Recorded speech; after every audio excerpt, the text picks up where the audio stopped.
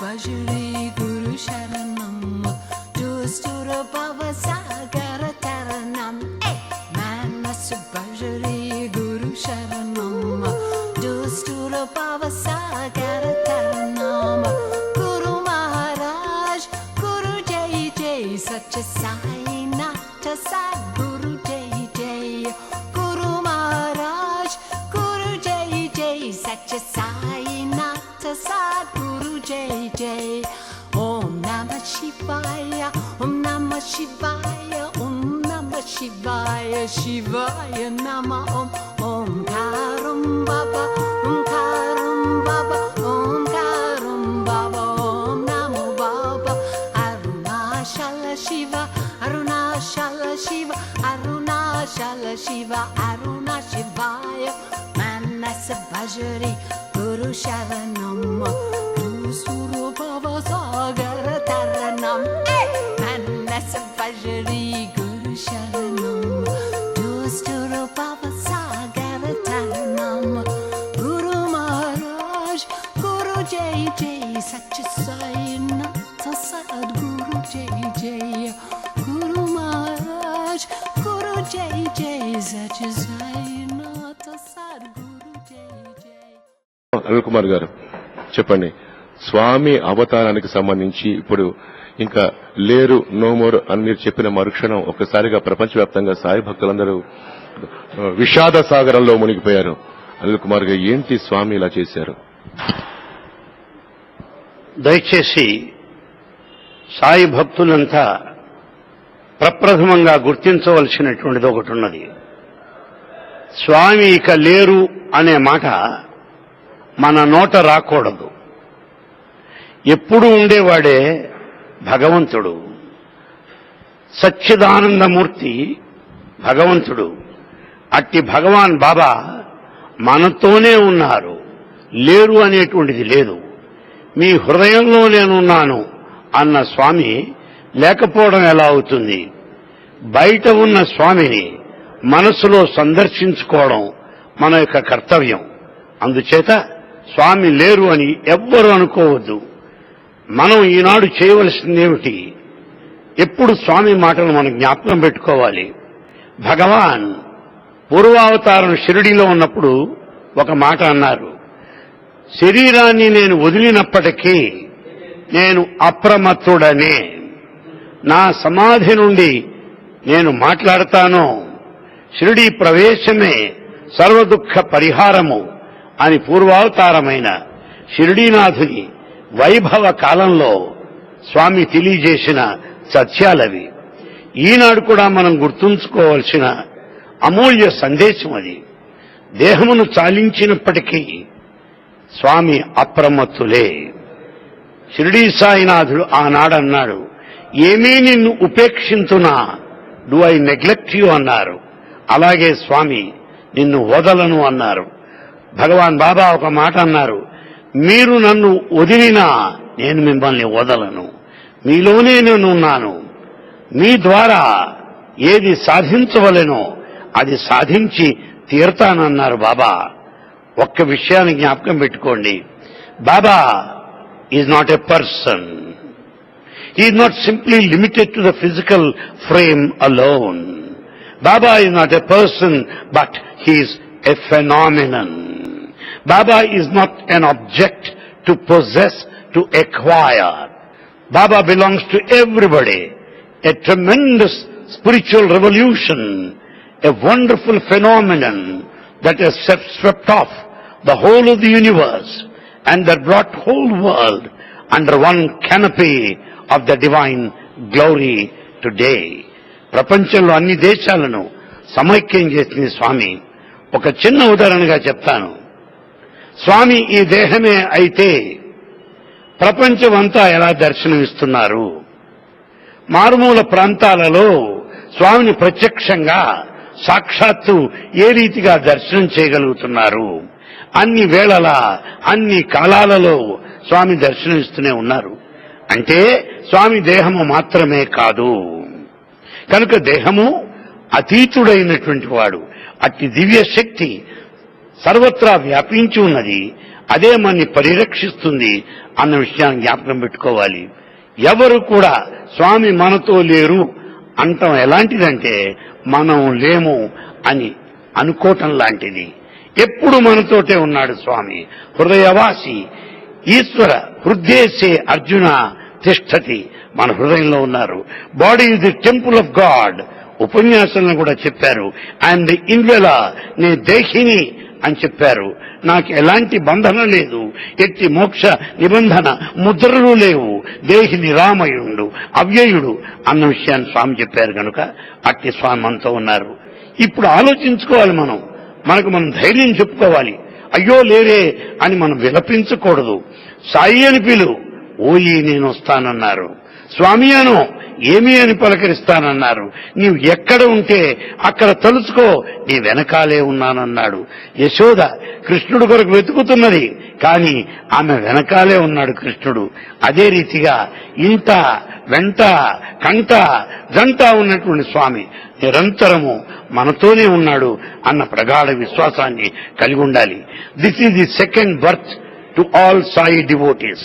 Unless you are born again, you cannot enter into the gates of heaven according to the Holy Bible.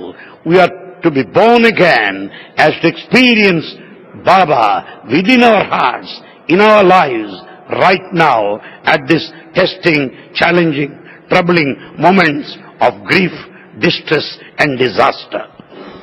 Anil Anil Kumar, బాబా గారు చెప్పినట్టుగా 96 సంవత్సరాలు ఈ అవతారం నేను ఉంటాను అని చాలా సందర్భాల్లో కూడా చెప్పారు. 2003లో కూడా బాబా గారికి ఆరోగ్యం ఆపరేషన్ జరిగినప్పుడు కూడా మీ ప్రార్థనలే నన్ను తీసుకొని వచ్చాయని చెప్పినారు. అలాంటిది ఈ సందర్భంలో అవతారం అనేది ఒక 10 సంవత్సరాల వరకు ఉంటుందని ప్రతి భక్తుడు అనుకున్న సందర్భంలో ఇలా జరగటం అనేది చంద్రమాస లెక్క ప్రకారం స్వామి మాట నిలబెట్టుకున్నట్టే అయింది. ప్రపంచవ్యాప్తంగా ఎంతో మంది సాయి భక్తులు మౌనంగా రోధిస్తున్నారు. రేపు ఈ రోజు మనం ఇలా చూసిన స్వామిని ఇంకా లేరే అన్నంత బాధలో ఉన్నారు. ఇప్పుడు ఈ క్షణం నుంచి ఏం చేయాలి సాయి భక్తులు? చూడండి, దేహంతో మనం ఒక రకమైన అనుబంధాన్ని పెంచుకున్నాం. కొన్ని సంవత్సరాలుగా ఈ దివ్య పుణ్యక్షేత్రానికి వస్తున్నాం. స్వామికి మనం ప్రార్థనలు, విన్నపాలు, అభ్యర్థనలు, వేదన, ఆవేదన, తపన సమస్తము వారికి తెలియజేసుకుంటున్నాం. స్వామి సంభాషించి దివ్య దర్శనమిచ్చి మనకు కూడా అనుగ్రహ వర్షంలో తడిసేటట్టు చేశారు ఇన్ని సంవత్సరాలు. కనుక ఆ దేహంతో ఉన్న సంబంధం వల్ల మనకింత దుఃఖం ఉంటున్నది. కానీ నేను దేహిని అన్న స్వామి మాట జ్ఞాపకం చేసుకున్న నాడు ఈ దుఃఖాన్ని మనం అధిగమించగలం. ఇంతమందికి తండ్రి అయిన భగవాన్ జగత్పతి సాయి గోపాల అట్టి బ్రహ్మస్థానంలో, తండ్రి స్థానంలో మాతపిత గురుదైవము మరి ఎంతయు నీవే అనే భావించిన తండ్రి కంటి రెప్పవలే మనం కాపాడుతూనే ఉంటాడు అన్న నిశ్చయాన్ని, వారి సందేశాన్ని ఎప్పటికప్పుడు జ్ఞాపకం చేసుకుంటే మనం మనోధైర్య స్థైర్యములు పొందే అవకాశం ఉన్నది. సత్యధర్మ శాంతి ప్రేమైన అస్త్రాలు పూర్తిగా ప్రేమ అవతారాన్ని బాబా చెప్పుకుంటూ వచ్చారు. సాయి భక్తులందరూ కూడా అదే చేస్తూ అదే చేయండి అని స్వామి చెప్తూ వస్తున్నారు. ఎప్పుడు చేసినా సరే స్వామి తన ప్రసంగంలో తప్పనిసరిగా సేవ, service to man, service to God అని చెప్పేసి ఇప్పటి వరకు స్వామి చెప్పినట్లుగా చేసుకుంటూ వచ్చారు మన సాయి భక్తులు. ప్రపంచవ్యాప్తంగా ఎన్నో సేవా కార్యక్రమాలు జరుగుతూ ఉన్నాయి. ఈ రోజు నుంచి ఎవరు డైరెక్షన్ ఇస్తారు? ఎవరు సాయి భక్తుల్ని మీరు ఇలా చేయండి అని చెప్తారు? సాయి భక్తులు ఇప్పటి నుంచి ఏం చేయాలి? కర్తవ్యముఖులుగా ముందుకు సాగాలంటే, సాయి సేవా కార్యక్రమాలు ముందుకు జరగాలంటే ఎలా? కార్యక్రమాలు ముందుకు జరగాలంటే ఎలా? ఈ వేదన నుంచి బయటపెట్టడం ఎలా? శాంతి నా స్వభావము, ప్రేమ నా స్వరూపము అని భగవాన్ సెలవిచ్చారు. మనమందరూ కూడా ప్రేమ స్వరూపులమై భగవాన్ బాబాని భావిస్తూ ధ్యానిస్తూ జీవితాన్ని గడిపినప్పుడు స్వామి లేరే అన్న భావం మన మనసులో ఎప్పుడూ రాదు. మనతోటే ఉన్నారు. విశ్వాసమే శ్వాస అని స్వామి తెలియజేశారు. అట్టి శ్వాసను కలిగిన నాడు దుఃఖానికి కానీ కంటి చుక్క రాలడానికి కానీ అవకాశమే లేదు. ఒక సందర్భంలో స్వామిని అడిగారు, స్వామి మీ సేవ చేయాలనుంది, మీ సేవ ఏ రీతిగా మమ్మల్ని చేయమంటారు అని స్వామిని ప్రశ్నించారు. చాలా మంది ప్రశ్నించేదే ఇది, వారి యొక్క ఆవేదన కూడా అదే.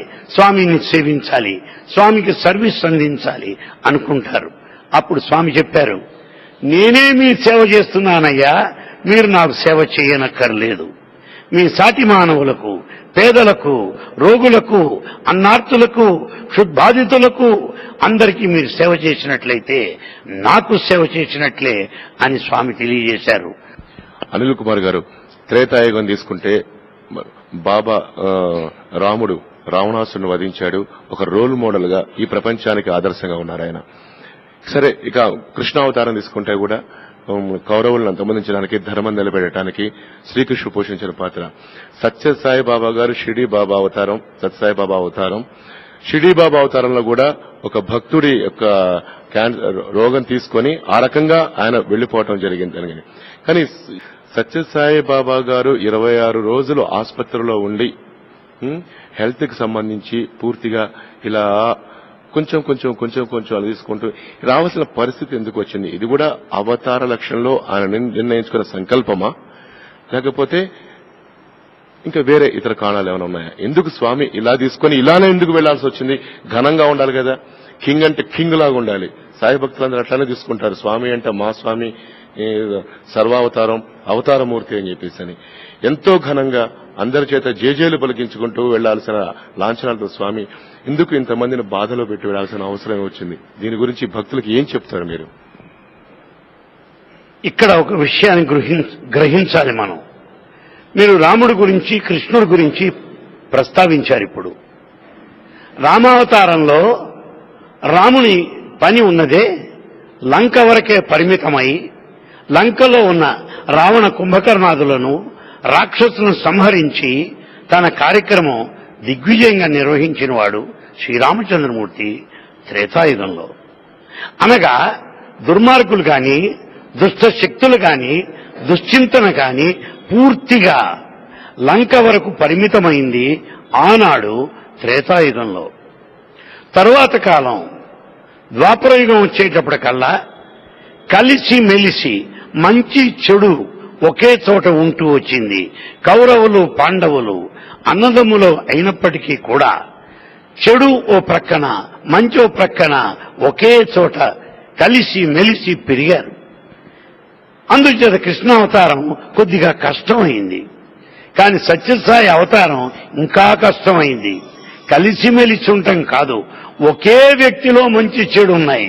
పొద్దున్న మంచి, మధ్యాహ్నానికి చెడు, సాయంకాలానికి మంచి, రాత్రికి చెడు. ఒకే వ్యక్తిలో మంచి చెడు ఉండటం చేత సత్యసాయి అవతార కార్యక్రమం మహాక్లిష్టమైనది. అందులో ప్రస్తుత యుగంలో ఒక తర్కము, ఒక శాస్త్రము, ఒక సాంకేతికము ఇవన్నీ ఉన్న సందర్భంలో మానవుని యొక్క మనస్సుకి, మేధస్సుకి అధునాతనంగా ఈ కాలమునకు వర్తించేటట్లుగా స్వామి బోధామృతమును అందించి ప్రేమాస్త్రము ద్వారా, ప్రేమ శస్త్ర చికిత్స ద్వారా మన అందరినీ కూడా సంస్కరించారు. ఇందులో చెడ్డవాడెవరూ లేరు, పూర్తిగా మంచివాడెవరూ లేరు. మనలోనే మంచి చెడులు ఉన్నవి. అందువల్లే బాబా గారి యొక్క మహిమలలో గొప్ప మహిమ ఏది? The miracle of miracles is this. We speak of miracles, materialization of material objects. We run after so many material objects because they enchant us, they are so pleasing to us, they are so dear to us. We cannot transcend the limitations of material objects. But my friends, I can tell you the greatest miracle of Baba is the transformation of mankind. మానవునిలో పరివర్తన తీసుకురావడమే బాబా గారి యొక్క మహిమాతి మహిమ అని మీకు తెలియజేస్తున్నాను. సోదాహరణంగా చెప్పాలంటే ప్రపంచవ్యాప్తముగా నేడు శాకాహారుల సంఖ్య, వెజిటేరియన్స్ బాగా పెరిగిపోతున్నది. అసలు శాకాహారం అంటే తెలియదు, శాకాహారం అంటే గిట్టదు అన్న పాశ్చాత్య దేశీయులు సైతము because of the influence of Bhagavan, many umpteen number of devotees who are totally, completely non-vegetarians, today they are vegetarians. మాంసాహారులంతా కూడా ఈనాడు శాకాహారులుగా మార్చినవాడు భగవాన్ బాబా. చాలా మందికి అలవాటు ఉన్నది మద్యపానము, ఆల్కహాలిక్స్ ఉంటూ ఉన్నారు. కొద్దిగా సేవించేవారు ఉన్నారు, ఒక ఔషధంగా పుచ్చుకునేవారున్నారు, సంఘ మర్యాదగా పుచ్చుకునేవారున్నారు.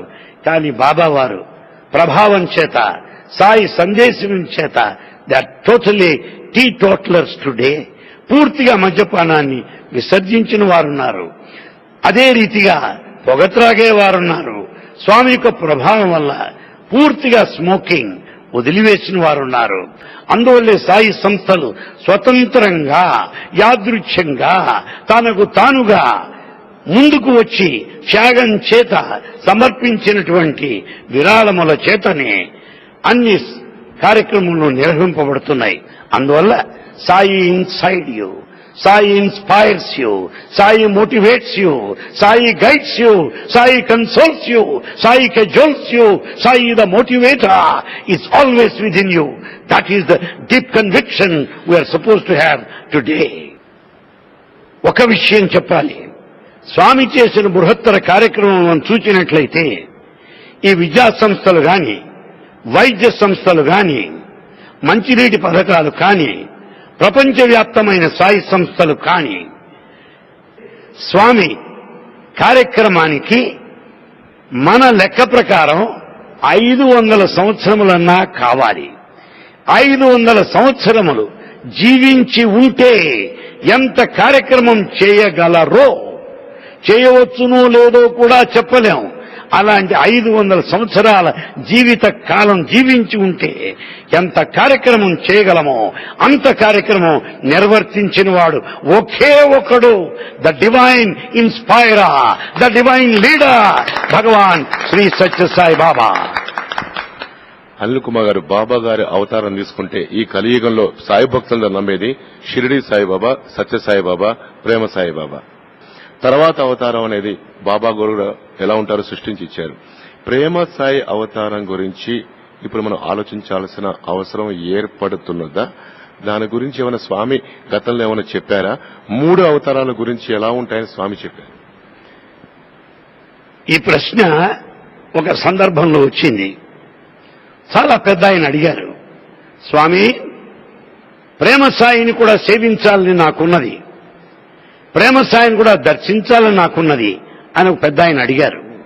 దానికి స్వామి అన్నారు, ఈ అవతారాన్ని చూడు, ఇప్పుడు నేను చెప్పేదంతా నిర్వర్తించు, నా మాటల ప్రకారం జీవితాన్ని గడుపు, అది చాలే. ప్రేమ స్థాయి దాకా నువ్వు చేసేదేమిటి? ఇప్పుడు లాభం లేని వాడివి, ఇప్పుడు ఆచరించలేని వాడివి, ఇప్పుడు అనుభవం పొందిన వాడివి ప్రేమ స్థాయిలో పొందగలవా? ఇది కుదిరే విషయమా? అందువల్ల స్వామిని చూచి దర్శించి ఇన్ని నాళ్లుగా, ఇన్ని సంవత్సరములుగా వారితో ఉన్న సంబంధాన్ని, అనుబంధాన్ని, వారి నుండి గ్రహించిన సందేశాన్ని జీవితంలో ఆచరించుటే మన వర్తమానంలో ఉన్న కర్తవ్యం. మీరు ఎన్నో ప్రసంగాలు మీరు అనువదించారు. ప్రధానంగా స్వామి అవతారం గురించి ఏం చెప్పుకుంటూ వస్తున్నారు అనిల్ కుమార్ గారు? అవతారం గురించి మనం ప్రస్తావించినటువంటి విషయాన్ని చెప్పబోయే ముందు సాయి భక్తులందరికీ కూడా చేతులు జోడించి నే చేసే విన్నపము, దయచేసి ట్రస్ట్ సభ్యుల్ని విమర్శించవద్దు, ఆ విమర్శలను నమ్మవద్దు. మీ అందరికీ నేను తెలియజేసినట్లుగా అందరూ త్యాగం చేసి వచ్చిన వారే, ఎన్నో సుఖాలు అనుభవిస్తూ పెద్ద పెద్ద భవంతులలో జీవించేవారు, ఎంతో మంది పరివారాన్ని కలిగిన వారు, పెద్ద పెద్ద ఐఏఎస్ ఆఫీసర్లు వాళ్ళ ఉద్యోగాలన్నీ త్యాగం చేసి ఇవాళ స్వామి దగ్గర ఉన్నారు. ఏమి ఆశించిన వారు కారు, వారు ఉన్నదే గొప్ప పీఠంలో ఉన్నారు. అధికారం కోసం ఇక్కడికి రానక్కర్లేదు. ఎంతో ఎక్కువ వేతనాలు పొందే స్థానంలో ఉన్నారు. ఆ వేతనం కోసం ఈ అతనిపై పడవలసిన వారు కారు వారు. అందుచేత దయచేసి ట్రస్ట్ సభ్యులను విమర్శించడం కానీ, ఆ విమర్శలు వినటం కానీ అది మహాపాపంగా భావించండి. మనం చేసినా చేయకపోయినా చేసే వాళ్ళను విమర్శించకూడదు. ఒక పల్లెటూరులో కేవలము పరిమితమైనటువంటి ప్రజల మధ్య అపరిమితమైన స్వామి కార్యక్రమాలు చేయటం సామాన్యమా? Every activity should be 100% perfect. You cannot take anything for granted. Swami wants perfection at every stage. It is not easy to work inside with Sai. Please understand it. స్వామి కార్యక్రమాల్లో పాల్గొనడం సామాన్యం కాదు. ఏ పొరపాటు కూడా స్వామి క్షమించరు. నానో సైన్స్, నానో టెక్నాలజీ అంటారే, అందులో చిన్నది కూడా తెలిసిపోతుంది.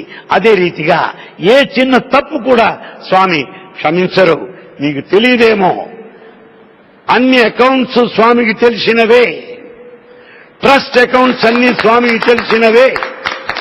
ఒక్క పైసా కూడా స్వామికి తెలియకుండా ఖర్చు పెట్టడానికి వీలు లేదు. ఎందువల్ల చెప్తున్నానంటారేమో, స్వామి నన్ను స్వయంగా బెంగళూరు కాలేజీలో ప్రిన్సిపాల్ గా నియమించారు. ఆనాడు ఆంధ్రదేశంలో సత్యసాయి సంస్థలలో రాష్ట్ర స్థాయి అధ్యక్షుడిగా ఉన్న నన్ను స్వామి బెంగళూరు కాలేజీ ప్రిన్సిపాల్ గా నియమించారు. 6 సంవత్సరాలు ఆ అనుభవంతో చెప్తున్నాను. నీవు ఉదాహరణకు కొంత నీకు ఫండ్స్ మీకు ఇచ్చారనుకోండి కాలేజీకి, అంతా ఒకసారి నీ చేతిలో పెట్టరు, చాలా కొద్దిగా ఇస్తారు. కాఫీ తాగినా నీవు అకౌంట్లో రాయడానికి వీలు లేదు. కాఫీ ఖర్చులు గాని, టిఫిన్ ఖర్చులు గాని, రవాణా ఖర్చులు గాని రాయటానికి వీలు లేదు. నా మాట నమ్మండి. కేవలము కాలేజీ ఖర్చులు పైసా ప్రకారం ఓ 10,000 ఇస్తారు. ఆ 10,000 నువ్వు ఖర్చు పెట్టాలి. ప్రతి పైసాకి అకౌంట్ ఉండాలి. ఆ తర్వాత 10,000 దాని ఖర్చు రాయాలి. ఆ తర్వాత 10,000 ప్రతి పైసా. స్వామి ఎప్పుడు చెప్తూ ఉంటారు, ఇది భక్తుల సొమ్మురా అని. కనుక భక్తుల సొమ్ముకి ఈ ట్రస్ట్ వారంతా ధర్మకర్తలు. ఆ విషయాన్ని గుర్తుపెట్టుకోండి. They are trustees. They safeguard Bhagavan's trust with all kinds of precaution, with all measures of extra caution. Not even single pie can be misspent. Impossible. అందులో ప్రతి చెక్కులో 2 సంతకాలు ఉండాలి. బహుశా తెలియకపోవటం వల్ల, అపోహల వల్ల, స్వామిపైన ప్రేమ వల్ల, అయ్యో దుర్యోగం అయిపోతుందేమో అనేటువంటి భ్రాంతి వల్ల మనకు ప్రశ్నలు రావడం సహజమే. దాన్ని తప్పని నేను అంటం లేదు. కానీ నా అనుభవంతో ఒక స్థానంలో ఉన్నాను కనుక చెప్తున్నాను. ఎక్కడా వీల్లేదు. అందులో మీకు తెలియదేమో, ప్రశాంతిలో పనిచేసేవారు కానీ, సత్యసాయి సంస్థల్లో పనిచేసేవారు కానీ ఒక్కొక్కరు 3-4 పనులు చేస్తారు. 3-4 పనులు సామాన్యం కాదు. మరొక విషయం చెప్తున్నాను. స్వామి కాలేజ్ స్టూడెంట్స్ ఉన్నారు, పిహెచ్డి వాళ్ళు, ఎంబీఏ వాళ్ళు, అంత గట్టి కుర్రాళ్ళు ఉన్నారు. వాడి క్లాస్మేట్కి బయట 1,00,000, ఇక్కడ వాడికి వచ్చేటువంటి 6,000, 10,000. ఆ జీతంతో స్వామి సేవగా మనం కల కూడా కనలేని, మనం ఊహించలేని, మన ఊహకు అందని త్యాగ భావంతో కుర్రాళ్ళు ఉన్నారంటే ఈ కలియుగంలో మీరు భావించగలరా, కలగనరా? పూర్తి త్యాగంతో కుర్రాళ్ళు పనిచేస్తున్నారు, ఎంతో క్వాలిఫికేషన్తో. ఇక పెద్దలున్నారు, బంధువులు వదిలిపెట్టారు, ఆస్తిపాస్తులు వదిలిపెట్టారు, వారికి ఉన్నటువంటి సకల సదుపాయములు కూడా వదిలిపెట్టారు. ప్రశాంతిలో చిన్న గదిలో కాపురం ఉంటున్నారు. 24 గంటలు స్వామి సేవలో నిమగ్నమై ఉన్నారు. వాళ్ళకెవరి బిడ్డలతో కానీ, బంధువులతో కానీ సంబంధమే లేదు. సాయి నేను, సాయి, సాయిలో హాయి, సాయిలో స్థాయి, సాయి సేవయే నా ఊపిరి అని ఉంటున్నారే. ఇది ఊహించగలరా? ఇక పేదవారున్నారు, ప్యూన్స్ ఉన్నారు. ఒక ప్యూన్స్ కూడా నేను వాళ్ళతో మాట్లాడతాను. నాకు నిజంగా వాళ్ళని తలుచుకుంటే ఒళ్ళు పులకరిస్తుంది. బయట కూలీలు రోజుకు 300, 500 జీత రోజు కూలీ వాళ్ళకి ఇస్తుంటే స్వామి సేవ కింద 1000 రూపాయలు పనిచేస్తారు ప్యూన్స్. స్వామి సేవగా ఎంత వచ్చినా సరే ఆ కొద్ది జీతంతో ఎవరిని పలకరించండి, స్వామిదయ స్వామిదయ అంటాడే కానీ నాకు జీతం పెంచు, నాకు డిఏ పెంచు, ఈ కూతలే వినపడవు, ఈ కేకలే వినపడవు. సమస్తము స్వామి సేవ. కనుక ఈ త్యాగాన్ని చూస్తే పులకరించిపోతుంది. ఈ త్యాగం వింటే అదే పురాణము. ఈ త్యాగధనులను వీళ్ళని చూస్తే అదే మహాపుణ్యము అని మీకు తెలియజేస్తున్నాను. ఆ రోజుల్లో మీరు వినే ఉంటారు, ఇటీవల ఆ సత్యమ్మ విగ్రహం కొరకు బుక్కపట్నంలో ఆ చెరువులో రాత్రంతా వెతికారు. అంటే పెద్ద చెరువులో వాళ్ళంతా చొక్కాలు ఏవి లేకుండా ఓ చిన్న అంగవస్త్రం ధరించి తెల్లార్లు వెతికారంటే ఏం చూచి వెతికారు, ఏం చూచి భావించారు. ఆ విశ్వాసం అలాంటిది. స్వామి రావాలి, సత్యమ్మ గాని ఇంకెవరైనా సరే. చుట్టుపక్కల పల్లెటూరు వాళ్ళంతా కూడా రోజుకి 15 బ్యాచ్లు, రోజుకి 20 బృందాలు ఊరేగింపుతో ఇక్కడికి వస్తున్నారు. భజనలు చేస్తున్నారు, కళ్ళనీళ్ల పర్యం అవుతున్నారు. మా స్వామి ఎలా ఉన్నాడు, నా స్వామి ఎలా ఉన్నాడు. ఆనాడు గోపికలు ఏ రీతిగా అయితే కృష్ణ పరమాత్మ గురించి ఒక అనుబంధాన్ని ఏర్పరచుకున్నారో, ఆనాడు ఏ రీతిగా వానరమూర్తులు శ్రీరామచంద్రమూర్తితో పూర్తి ప్రేమతో అనుసంధానం చేసుకుని ఉన్నారో, సాయి భక్తి కూటికి లేని నిరుపేద నుండి కోటీశ్వరుడు వరకు స్వామితో అనుబంధాన్ని పెంచుకున్నటువంటి వారే. బాబా వారి సందేశంలో 2-3 విషయాలు చాలా క్లుప్తంగా స్పష్టంగా చెప్పదలుచుకున్నాను. స్వామి మాటల్లో చెప్తున్నాను మీకు. నన్ను విమర్శించేవాళ్ళు ఈ కొండంత ఎత్తునున్నారు, నన్ను కీర్తించేవాళ్ళు ఈ కొండంత ఎత్తునున్నారు. నన్ను విమర్శిస్తూ వారు ఆనందపడుతున్నారు, నన్ను కీర్తిస్తూ వీరు ఆనందపడుతున్నారు. మీ ఇద్దరి ఆనందమే నా ఆహారము అన్నాడు స్వామి. కనుక మనం ఏదన్నప్పటికీ కూడా స్వామికి ఇదేది వర్తించదు. అందరూ ఆయన బిడ్డలమే. తెలిసి ఒకటి, తెలియక ఒకటి, అంతా స్వామి విషయమే. స్వామి 41 రోజుల తర్వాత మళ్ళీ తిరిగి వస్తారని చెప్పేసి స్వామి స్టూడెంట్స్ కు తన దగ్గర ఉన్నటువంటి అనుయాయులకు చెప్పినట్లుగా మనకు తెలుస్తూ ఉంది. ఇంకా 14 రోజులు మిగిలి ఉంది. ప్రపంచంలోని సాయి భక్తులందరూ ఇంకా అదే నమ్మకంతో ఉన్నారు. అనిల్ కుమార్ గారు, మరి 14 రోజుల తర్వాత అప్పటి వరకు స్వామి ఇక్కడే ఉంటారా? చూడండి, 14 రోజుల దాకా వస్తారని ఎవరన్నా అంటే ఈ 14 రోజులు స్వామి యొక్క నామము, స్వామి యొక్క ధ్యానము, స్వామి కోసం నిరీక్షణము, ఆధ్యాత్మిక జీవితంగా ఒక మహాయజ్ఞంగా ఈ 14 రోజులు మీరు గడపవచ్చు. దాని గురించి నాకు ఎలాంటి అభిప్రాయం లేదు. కానీ ఒకటి మాత్రం సత్యం, 14 రోజుల తర్వాత రావటం ఏమిటయ్యా? ఆయన పోతేగా. పోయినవాడు వస్తాడు, ఉన్నవాడు పోవడం ఏమిటి? కానీ 14 రోజుల తర్వాత రావడం కాదు. ఇప్పుడే ఇక్కడే ఉన్నాడు. కానీ వచ్చిపోయేది దైవము కాదు, వచ్చిపోయేది ప్రకృతి. అందుకే స్వామి అంటారు, జగత్ అంటే ఏమిటి? జగత్, జగత్. వచ్చిపోయేది జగత్తు. జగదీశ్వరుడు ఎప్పుడు ఉండేవాడు. కానీ 41 రోజుల తర్వాత వస్తాడు, 14 రోజుల తర్వాత వస్తాడు అంటే ఇప్పుడు లేనట్టేగా. కనుక ఎప్పుడు ఉన్నాడు, జగత్ కాదు, జగదీశ్వరుడు సర్వత్రా ఎప్పుడు అణోరణీయాన్ మహతో మహియాన్ అన్నట్లుగా ఎప్పుడు ఇక్కడే ఉన్నాడు, అనుక్షణం ఉన్నాడు. అది గుర్తించండి. అనిల్ కుమార్ గారు, ఇప్పుడు స్వామి గురించి, సాయి భక్తుల గురించి మనోధైర్యం నింపాల్సిన అవసరం ఎంతైనా ఉంది. మీరు వారికి మనోధైర్యం చెప్పాల్సిన అవసరం ఉంది. స్వామితో ఎంత అటాచ్మెంట్ ఉందో అనిల్ కుమార్ అంటే కూడా ప్రపంచవ్యాప్తంగా అంత స్వామి బంధువు, ఆత్మబంధువు అనుకుంటున్నారు. అనిల్ కుమార్ గారు, this is the right time. మీరు మనోధైర్యం చెప్పాల్సిన బాధ్యత ఉన్నది. మీరు సాయి భక్తులందరికీ ఏంటి ధైర్యం చెప్పండి. ఇప్పుడు మామూలుగా ఒక కుటుంబ వ్యవస్థ చూసుకుందాం.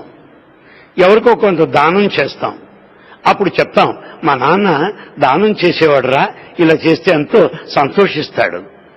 ఏదో ఒక పూజ చేస్తాం, మా అమ్మ ఎప్పుడు పూజ చేసేదిరా, నేను పూజ చేస్తే సంతోషిస్తుంది మా అమ్మ, ఏ లోకంలో ఉన్నా మా అమ్మ నాన్న ఎంతో సంతోషిస్తారు అని వాళ్ళని తలుచుకుంటూ వాళ్ళకు ప్రీతిపాత్రమైనటువంటి పనులు మనం చేస్తూ ఉంటాం. ఇది ఎప్పుడు మామూలే. తండ్రి పేరుతో, తల్లి పేరుతో వారిని స్మరిస్తూ, వాళ్ళని తలుచుకుంటూ, వాళ్ళ కార్యక్రమాలను నిర్వర్తిస్తూ వారు సంతోషిస్తారు అని మనం చేస్తూ ఉంటాం. This may be done in a different form in different countries all over to try to please the departed soul, to try to please our parents.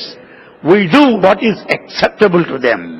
అందువల్ల స్వామి ఏం చేశారో, స్వామి ఏం చేయమన్నారో నిజమైన భక్తులం అయితే వారి బోధనల ప్రకారము, వారి సందేశం ప్రకారం, వారి కార్యక్రమములన్నీ కూడా ఇంకా దీక్షతో, మరింత పట్టుదలతో, ఇంకా శ్రమతో, ఎంతో త్యాగభావంతో, ఐకమత్యంతో దివ్యత్వాన్ని గుర్తించడం కొరకు నిర్వర్తించడమే సాయి యొక్క ఆరాధన.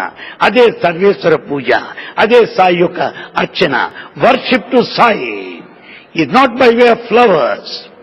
Meditation on Swami is not a ritual, taking part in his activity with commitment, with a double enthusiasm, with dynamism, with all the spirit of unity and purity towards the divinity is one thing which we are supposed to do as a tribute, as a befitting such a Sai devotee, which is our duty now. That's what I feel at this moment. Sathya Sai trust, Sathya Sai Seva ఇప్పటి నుంచి ఏం చేస్తుంది? ఇలాగనే trust నుంచి కూడా సేవా కార్యక్రమాలకు నిరంతరాయంగా జరుగుతూ ఉంటాయా? ట్రస్ట్ నుంచి జరగడం కాదండి, ప్రతి సంస్థ కూడా స్వతంత్రమే. పల్లెటూరులో ఉన్న భజన మండలి దగ్గర నుంచి మహాపట్టణాల్లో ఉన్న సమితి వరకు వారి యొక్క వనరులు వాళ్లే చేకూర్చుకొని వారి శక్తి మేరకు అవసరాల కొరకు వర్తమాన కాలంలో సామాజిక పరిస్థితులు అనుసరించి త్యాగాలు చేస్తారే కానీ ఎక్కడనో ట్రస్ట్ నుంచి ఫండ్స్ రావటం లేదు. There is no funding. It is only a question of bending in front of God, not funding from elsewhere. Bend the body. Bend the body, mend the senses, end the mind is the clarion call of Bhagavan Baba. అందువల్ల మనతో ఆగుతుంది మనం చేయాలి. తర్వాత ప్రేమ సాయి అవతారం గురించి సాయి భక్తులు ఇప్పుడు ఆలోచన చేస్తున్న పరిస్థితి వచ్చింది. దీని గురించి ఏం చెప్తారు? వ్యక్తిగత అభిప్రాయం చెప్తున్నాను. ప్రేమ సాయి గురించి చింతన, ప్రేమ సాయి గురించిన నిరీక్షణ కంటే సత్యసాయి సందేశము, సత్యసాయి దివ్య కార్యక్రమములు, నామస్మరణ, సంఘ సేవ ఇవి ప్రధానంగా కొనసాగించడం ప్రధాన కర్తవ్యము, ఏకైక లక్ష్యము. భవిష్యత్తు గురించి కాదు. అసలు మనం ఎన్నాళ్ళు ఉంటామో ఎవరికి చెప్పగలరు? ఎప్పుడు ప్రేమ సాయి వస్తుందో ఎవరు చెప్తారు? దానికోసం వేచి ఉన్న కాలంలో మనం ఉంటామో లేదో. Life is in the present, life is in the moment, life is existential, life is experimental, life is transcendental. Therefore, let us live in the moment, let us live in the present according to the message of Baba, following his message, participating in the divine mission, a golden opportunity given to all of us today, right now. Anil Anil గారు, స్వామి ఒక పుట్టపర్తి ఒక చిన్న కుగ్రామం, అలాంటిది ప్రపంచవ్యాప్తంగా పుట్టపర్తి అంటే ఏందో స్వామి ద్వారా మొత్తం తెలిసింది. ఇది అఖండ ప్రేమ సామ్రాజ్యాన్ని సత్యసాయిబాబా గారు అట్లా విస్తరింపజేశారు. పుట్టపర్తిలో చిన్నప్పటి నుంచి సత్యసాయిబాబా గారు ఏం చెప్తూ వచ్చారు, దాన్ని ఎలా ఇంప్లిమెంట్ చేసి చూపించారు, అది ఒక్కసారి సాయి భక్తులందరికీ ఒకసారి మీరు. అవతారమూర్తి దివ్యమైనటువంటి ఆదర్శాన్ని మానవ జాతికి అందిస్తారు. భగవాన్ సత్యసాయి బాబా వారు పుట్టపర్తిలోనే జన్మించి పుట్టపర్తిలోనే స్థిర నివాసం కల్పించుకొని విద్యా సంస్థలు ఏర్పరచి వైద్య సదుపాయములు అందించి జల వనరులను కూడా కల్పించి గ్రామాన్ని ఒక చక్కని ఆదర్శంగా నిర్మించిన మహనీయుడు, తేజోమూర్తి, దివ్యావతారమూర్తి భగవాన్ శ్రీ సత్యసాయి బాబా ప్రభువులు. వారి ఆదర్శాన్ని తీసుకోవాలి మనం.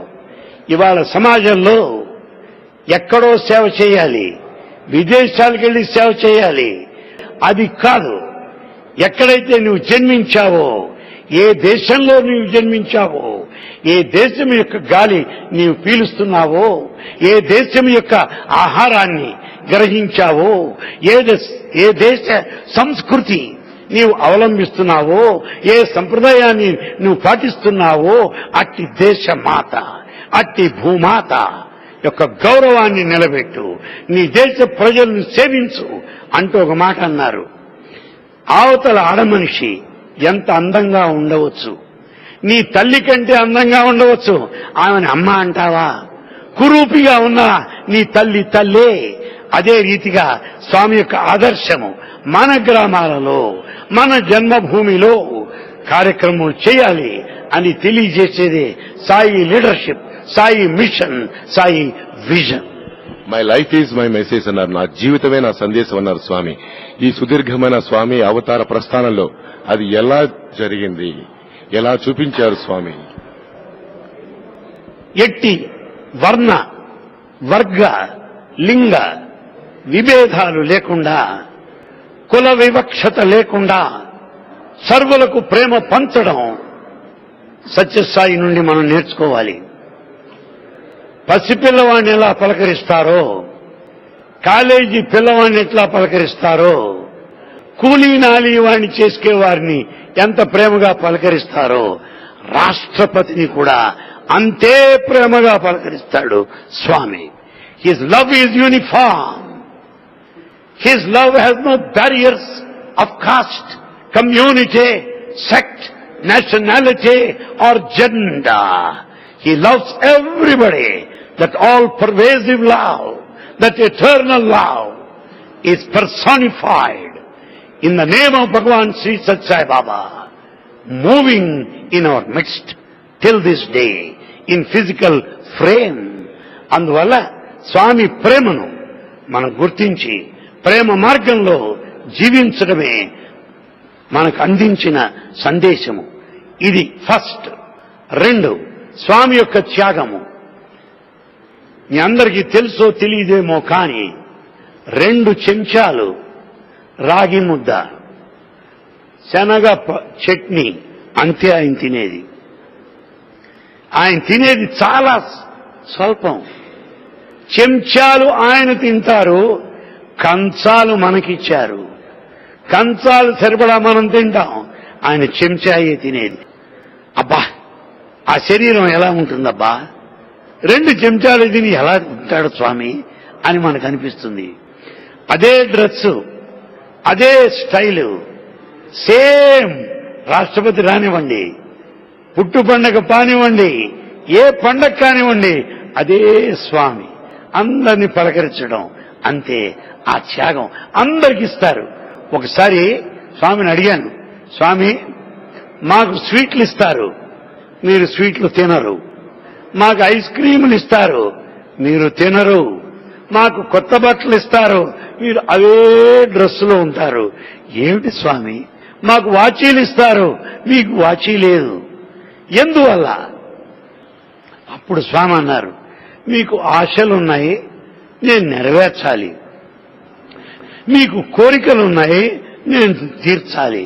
నాకు ఆశలు లేవు, కోరికలు లేవు.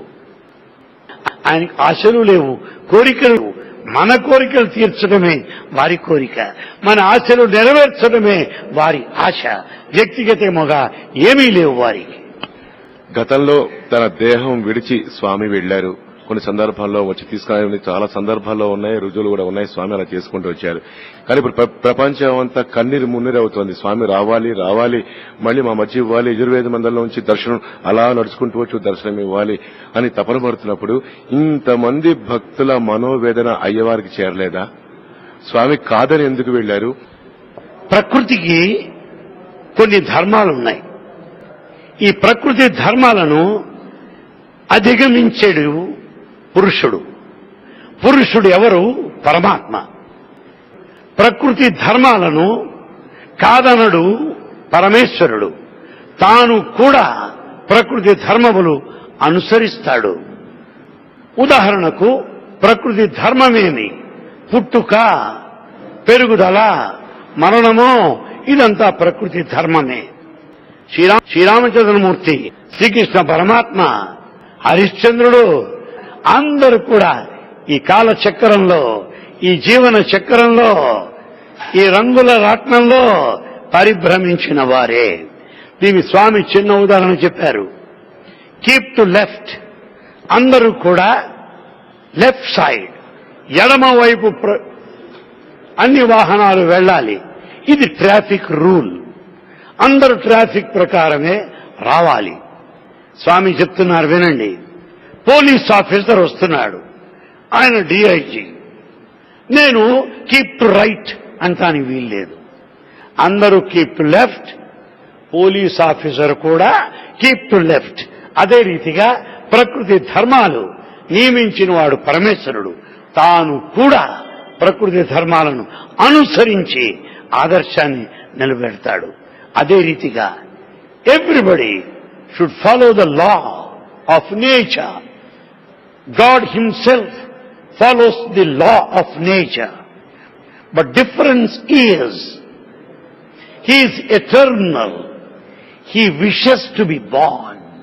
He wills to withdraw, whereas you have no will to withdraw. You have no right to be born. Your birth and death, life cycle depends upon your actions and their consequences.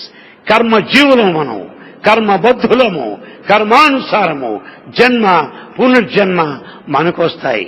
కాని భగవంతుడు లీలా జన్మ. కావాలనుకున్నప్పుడు వస్తాడు, అక్కర్లేనప్పుడు వెళ్ళిపోతాడు.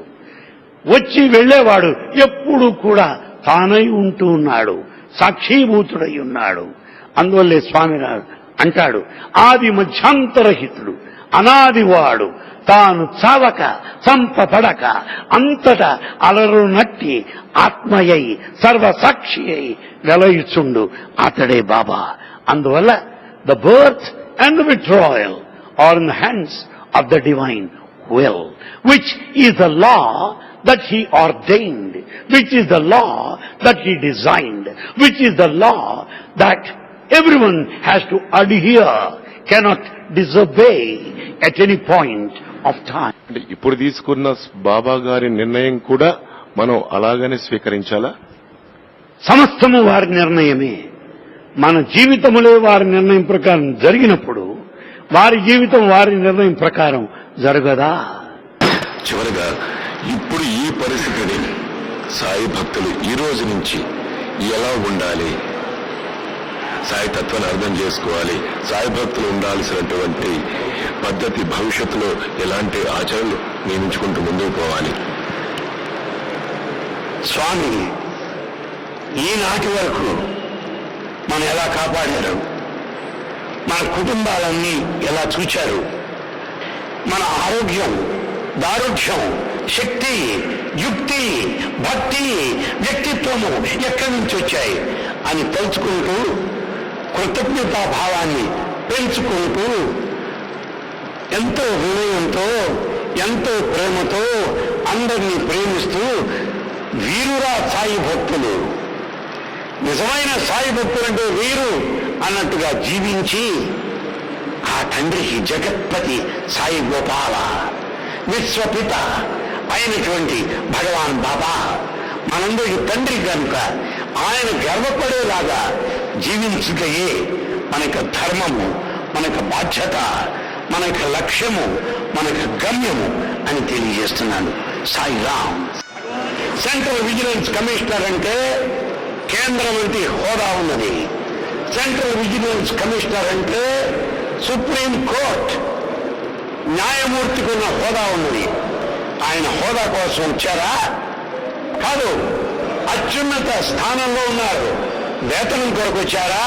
కాదు. ఇంకా service ఉండగా స్వామి ఆజ్ఞ మేరకు స్వామి సేవకై వచ్చారు. ఆనాడు కేంద్ర మంత్రులు, ప్రధానమంత్రులు గిరిగారిని పంపించడానికి సిద్ధంగా లేరు. వద్దు, మీ సేవలు ఇక్కడే అవసరం అన్నారు. కానీ స్వామి వారు మీ సేవలు కోరుకున్నారు అని ఎంతో బాధతో వారిని ప్రశాంతిని పంపడానికి వచ్చారు. వారు సామాన్యులా? చక్రవర్తి గారు కానీ ఇటు గిరి గారు కానీ సామాన్యులా? ఆలోచించండి. సామాన్యుల పదవుల్లో ఉన్నారా? తెలుసుకోండి. మూడో వారు 8 షా వారు 90 సంవత్సరాలు పైగా ఉన్నారు.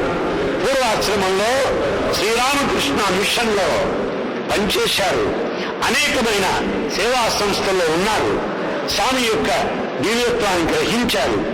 దాదాపు 60 సంవత్సరములు పైగా స్వామి సేవ చేస్తూ పూర్తిగా స్వామి సేవలో గడిపి సత్యసాయి సంస్థలను ఒక చిన్న కుగ్రామం నుండి జగద్వ్యాపితం అయ్యేటట్టుగా యంత్రాంగాన్ని నిర్మించి అంత భీష్మాచార్య సమానుడైన ఇందురాశ సామాన్యుడా? ఆలోచించండి. భారతదేశం సుప్రీంకోర్టు చీఫ్ జస్టిస్ గా ఉన్న భగవతి గారు ప్రధాన న్యాయమూర్తి. అనంతరము ప్రపంచ స్థాయిలో హ్యూమన్ రిసోర్సెస్ గురించి ప్రపంచ స్థాయిలో పర్యటన చేసి అనేక ఉపన్యాసములు అందించి మహామేధావిగా న్యాయ విభాగంలో అసమానుడుగా అద్భుతమైన వ్యక్తిగా కీర్తి మన్ననలు పొందిన జస్టిస్ భగవతి ట్రస్ట్ మెంబర్ సామాన్యుడా? ఆలోచించండి. వారు పదవులు లేవా? వారు వేతనాలు పొందలేదా? వారికి గుర్తింపు లేదా? త్యాగంతో, స్వామి ఆజ్ఞతో, స్వామి పిలుపు మేరకు ఇక్కడికి వచ్చిన వారే కానీ మరొక విషయం కాదు. ఏ ఉద్దేశము లేదు. ఆ తరువాత స్వామి సోదరుడైన జానకి రామయ్య గారి కుమారుడు రత్నాకర్, ఆయన MBA పాస్ అయ్యాడు. సత్యసాయి యూనివర్సిటీలో all round gold medallist. Sathya Sai కార్యక్రమాల్లో పాల్గొన్నాడు. స్వామితో ఒక 20 సంవత్సరాలు ఎంతో తర్ఫీదు శిక్షణ పొందినవాడు. అతను విద్యార్థిగా ఉండగా నేను చూశాను. గ్రామ సేవ సమయంలో బట్టలు పరిసర గ్రామాలలో పంచాలంటే చాకలివాడిలాగా బట్టల మూటలు భుజాన వేసుకొని పల్లెటూళ్ళకేమి పొద్దు నుంచి సాయంత్రం దాకా చెమటలు కారుతుండగా ఈ బట్టలు గ్రామాలలో ఆ కుర్రవాడు పంచడం విద్యార్థిగా నేను చూశాను. స్వామికి ఏ సేవ చేసినా నేను బొంబాయి, మద్రాస్, ఢిల్లీలో చూశాను. అన్ని కార్లు వెళ్తున్నాయా లేదా, అందరూ స్వామి సన్నిధికి చేరుతున్నారా లేదా, అందరికీ సదుపాయాలు ఉన్నాయా లేదా అని స్వయంగా గమనించేవాడు కుర్రాడు. అతడు 20 సంవత్సరాలు స్వామి దగ్గర శిక్షణ పొంది ఈనాడు ట్రస్ట్ సభ్యుడిగా ఉన్నాడు. సామాన్యుడా? అందువల్ల వాళ్ళ ఉద్దేశాన్ని గుర్తించి, వాళ్ళకి లక్ష్యాన్ని గుర్తించి స్వామి స్వయముగా నియమించారు అని తెలుసుకొని, సేవ తప్ప మరొకటి లేదు అని తెలుసుకొని విమర్శలు ఆపేసి వారి సేవా భాగ్యాన్ని కీర్తించి ముందు ఇంకా వాళ్ళ సేవలు సమాజానికి అందించి ట్రస్ట్ కూడా అందించి అందరికీ కూడా మార్గదర్శకులుగా భవిష్యత్తులో కూడా ఉండాలి అని ఆకాంక్షిద్దాం.